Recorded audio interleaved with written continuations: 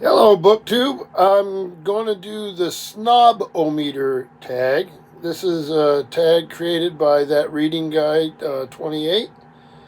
And I was tagged by Book Chat with Pat, someone who I'm in several reading groups with, Pat. The Futurians, the Highland 2025 group. So, very much enjoy her channel and appreciated her tagging me. I haven't done a tag in a long time. This is a good one.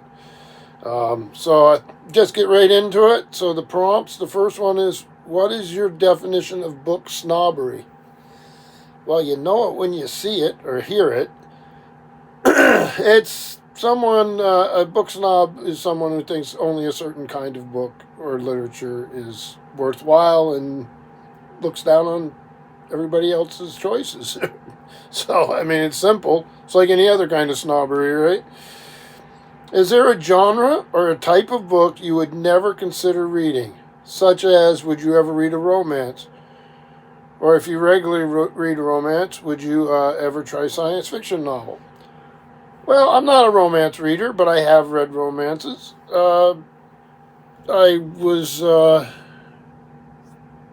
intrigued by how many people love Georgette Heyer and her Regency romances. So I read one of those. Enjoyed it. Not really my genre, but yeah, I read just about anything. Um, I've read science fiction my whole life, and I read a lot of maritime fiction, nonfiction.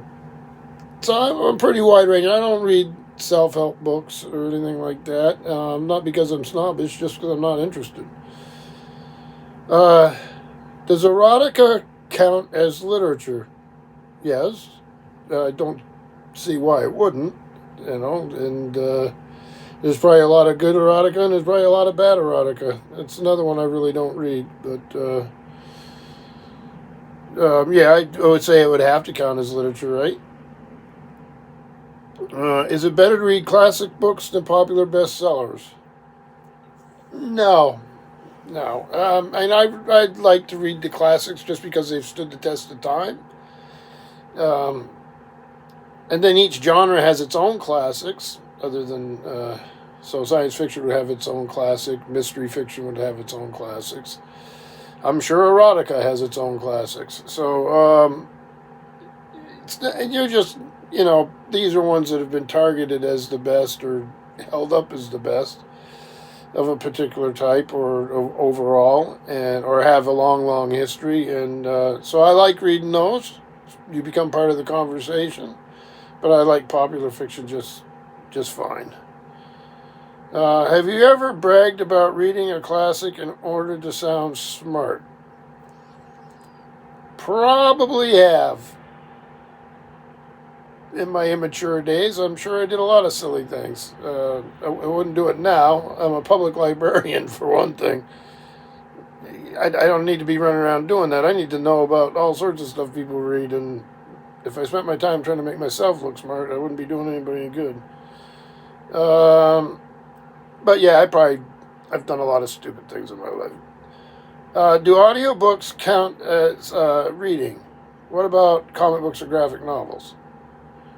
So audiobooks aren't reading.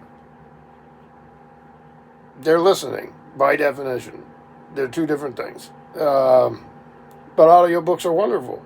Yeah, I love sitting around a campfire hearing a story. I love, a raconteur telling a story. Yeah, but they're not reading. You're not reading.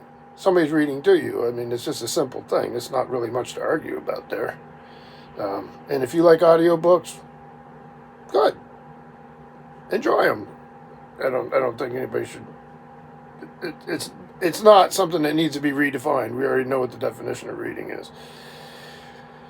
Let's see, where are we at? But graphic novels and comic books, you have to read those. I mean, unless they don't have any words or any print. I mean, I'm sure there's I've seen comics that don't have print, so then you're not reading.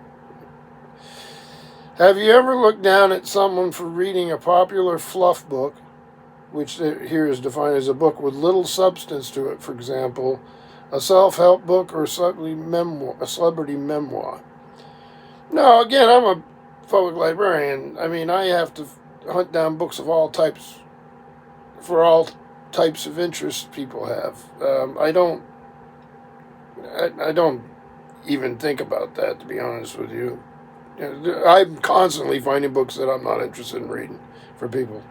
I'm also finding out things I was interested in that I didn't know about that other people have brought to my attention by trying to get it for themselves. Have you ever been the recipient of someone else's book snobbery? Yes, I have, especially when I was younger. So I started reading science fiction in the 1960s. Some of my teachers and people like that really did not like it. Number 9, would you ever be friends with a snob? Maybe you already are.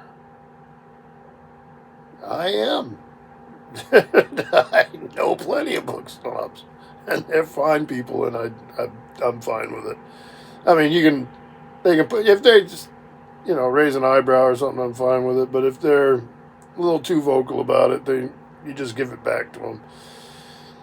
All right, so yeah, and I'm glad to be friends with more of them. So yeah. Number 10, are people who don't read less sophisticated than people who do? No. I know people who can do all sorts of things way better than I can. They don't read hardly ever. I know woodworkers, boat builders, craftspeople of all kinds who do all sorts of things that I could never do, and they're incredibly intelligent and incredibly sophisticated. They may be listening to the radio, while they're carving something. They may they get their information in many different ways, but yeah. Try building a wooden boat. The skill set, all the curves and angles and all the material types and tool types and all this stuff, and then somebody's done that for 40 years. They're way more impressive than I am because I've been reading for 50 or 60. So, yeah, I don't have any use for that. Books are good for a lot of things. I get that. They do give you a bigger worldview in some ways, but it's a big planet, it's a big world, and there's all types of humans in it, and I love meeting other readers and talking to other readers, but there's been people who've impressed me that just weren't readers. Very interesting people, so no, I don't believe that at all. Number 11, measure yourself. Based on your answers to the previous 10 questions, would you qualify as a book snob? No. Well, that gets worn out of you. You might be when you're younger, but for most of us, those edges get knocked off pretty quick. And in my profession, again, I don't have time for that stuff. I'd be pretty bad at my job if I was a book snob. So it's just not practical for me to waste my time on such silly things. But again, I've known plenty, and I know plenty of book snobs, and some of them I look up to, and some of them get on my nerves. But yeah, I'm not a book snob. And number 12, tag some people. So this is a case where I really don't know everybody who's been tagged. I know Pat had a nice, long, really interesting list of people she tagged. I've seen a few people do the video. It's a really good tag. Interesting one.